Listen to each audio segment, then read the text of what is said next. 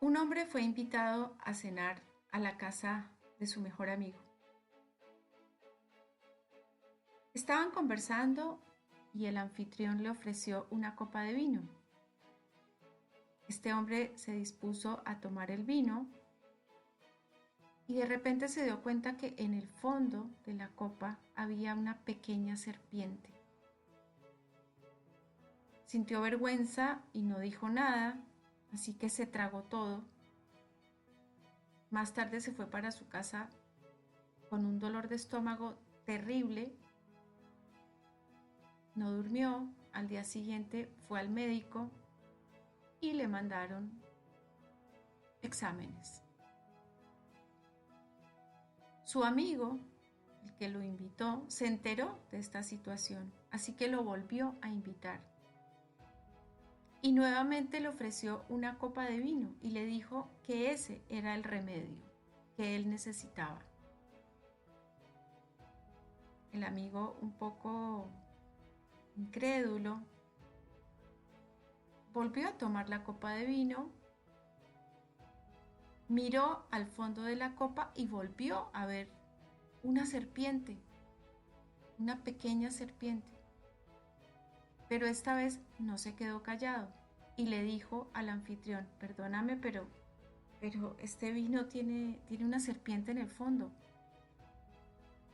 El anfitrión lo miró con una sonrisa de cariño y le señaló un bastón que estaba colgando del techo.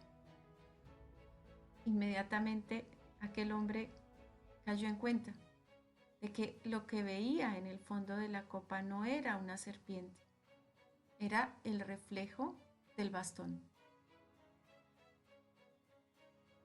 Esta es una historia de la tradición china. En otras palabras, es un cuento chino, pero de los buenos. El título es El espejismo. ¿Cuántas veces, a partir de cosas que creemos ver, que creemos que están pasando, vamos directamente al miedo, caemos en el miedo? Y el miedo desencadena una reacción química en el organismo tremenda, tremenda. Y si vivimos con miedo por diferentes creencias, miedo a todo, ¿no? Si lo pensamos, estamos irradiados por muchos motivos para tener miedo durante el día, durante la semana. La incertidumbre, la indignación, todas estas emociones que se agitan desde, desde muchos lugares y esperamos que las cosas cambien, esperamos, mantenemos la esperanza, pero las cosas no cambian porque ponemos el foco afuera, estamos esperando que desde afuera nos digan que las cosas cambiaron y no cambiaron, porque las cosas básicamente cambian para cada uno, cambian adentro. Y especialmente quiero mandar este mensaje a las personas que están en ese momento del diagnóstico clínico, del diagnóstico médico. Tuvieron un síntoma X que les preocupa, que les preocupó, fueron al médico y el médico les mandó a hacer exámenes de diagnóstico. Estamos en la era del diagnóstico, de altos diagnósticos, especializados, con máquinas muy sofisticadas. Y eso nos aumenta la angustia, porque en vez de darnos tranquilidad, entonces nos está generando angustia.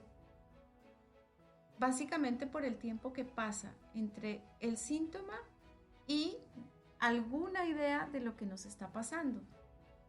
Porque en el medio está el tiempo que se toma el médico para darnos la cita, la propia cita con el médico, esa primera consulta, en donde el médico no nos va a decir nada, el médico nos va a ordenar, nos va a entregar una orden de diagnóstico. Después tenemos que ir al diagnóstico a otro lugar. Bueno, si estás en un sistema de salud privado, es probable que te pasen directamente a hacerte el diagnóstico. Pero si estás en un sistema público, te van a dar una orden para que vengas otro día y así. Hay diferentes ritmos si la salud es pública o privada. Eso deberían tenerlo claro los ministros, ¿no?, de salud. Es más, los ministros de salud deberían ir a los hospitales públicos. Todos los trabajadores del Estado tendrían que acudir al sistema público. Bueno, pero ese no es el tema. El tema es la emoción del miedo que se apodera de las personas cuando están en medio de estos tiempos entre el síntoma, el diagnóstico y el tratamiento.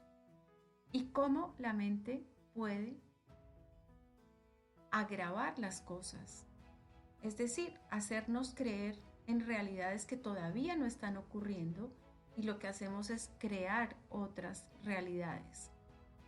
Este hombre de la historia creó una serpiente en su estómago y durmió con dolor de estómago, o no durmió porque se imaginó que tenía una serpiente en el estómago.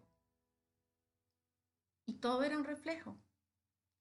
Y lo mismo nos pasa con otros síntomas. Pero el tema tampoco es ese. El tema es cómo en todo este proceso no tenemos en cuenta la emoción que disparó el síntoma o las emociones acumuladas que propiciaron el síntoma. Porque las emociones se registran en nuestro organismo. Cuando hablamos de salud mental, todo lo mental es absolutamente abstracto. Hasta la fecha la ciencia no ha podido encontrar en qué parte del cerebro se registra un dolor. Las neurociencias han encontrado partes del cerebro que se iluminan, que están trabajando y otras no. Pero con las emociones sí que tenemos un registro preciso del lugar en el que prácticamente se manifiestan. Entonces, es muy fácil comprobarlo. Cuando a ti te da ira o te da vergüenza, tú sientes la cara caliente, la cara se te pone colorada, roja. ¿Por qué? Porque hay más sangre circulando en tu cabeza. Por eso decimos, está caliente, se le subió la sangre a la cabeza. Es literal. Cuando tenemos ansiedad, puede venir la transpiración, el sudor a las manos. Pueden venir ganas de ir al baño de manera frecuente. Luego las emociones, todo el tiempo las estamos experimentando en el cuerpo, pero además de pacientes, parece que somos inconscientes y no nos damos cuenta de ese proceso, del proceso que está ocurriendo. Entonces, cuando un síntoma aparece que creemos que es físico, en realidad es porque ya lo emocional llegó a un límite. Sucedió tantas veces determinada emoción que ya traspasó y se asomó en nuestro organismo, porque las emociones están en un nivel muy profundo del cuerpo, en el interior de la célula. Es la energía que nos mueve. Las emociones son la energía que nos mueven.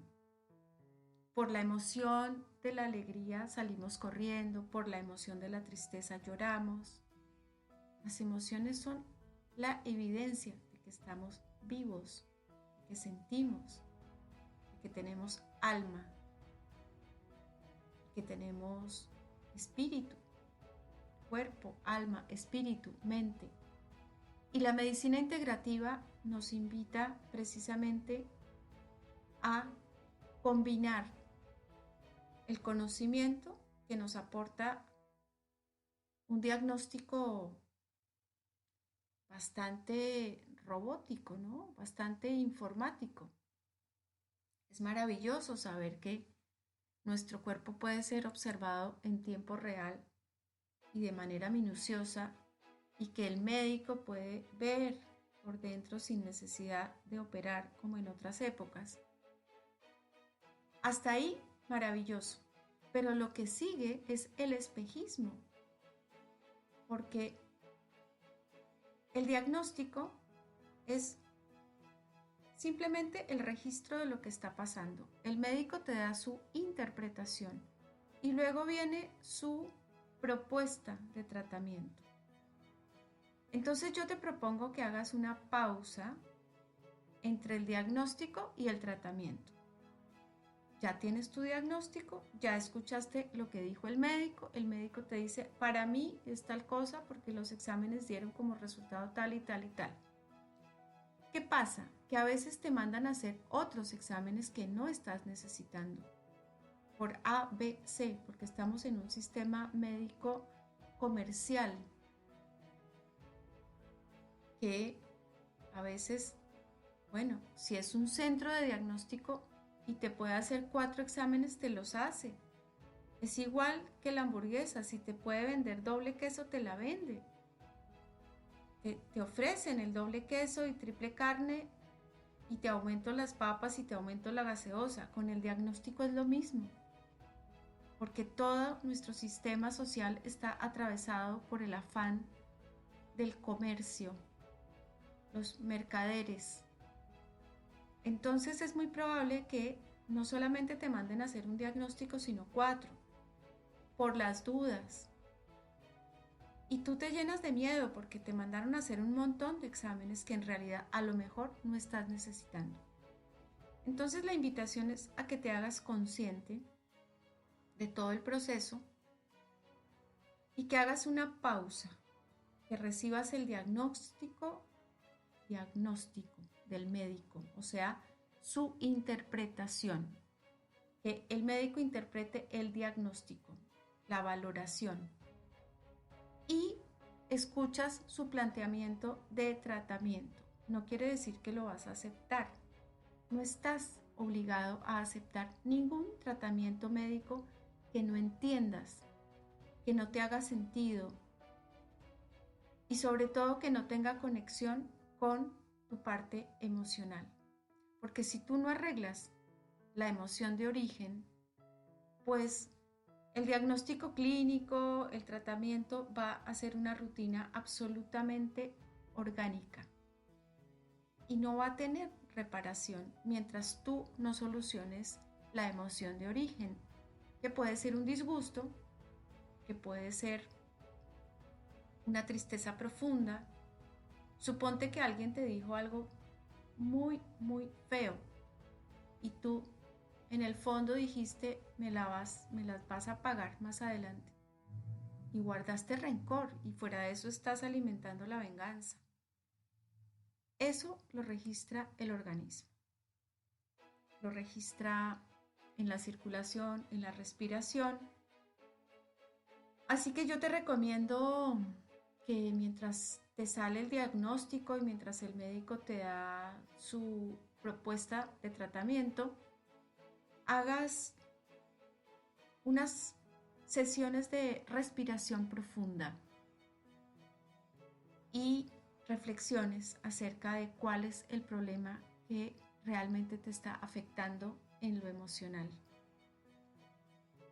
Porque si acompañamos ese tratamiento de lo biológico con lo emocional, el resultado va a ser exitoso para el médico y para ti. Así que estos son mensajes de acompañamiento para tu bienestar. Espero que te sirvan. Mi nombre es Beatriz Vázquez Gómez y esto es Dulcinea Despierta, un mundo de mujeres conscientes. Muchas gracias por tu atención.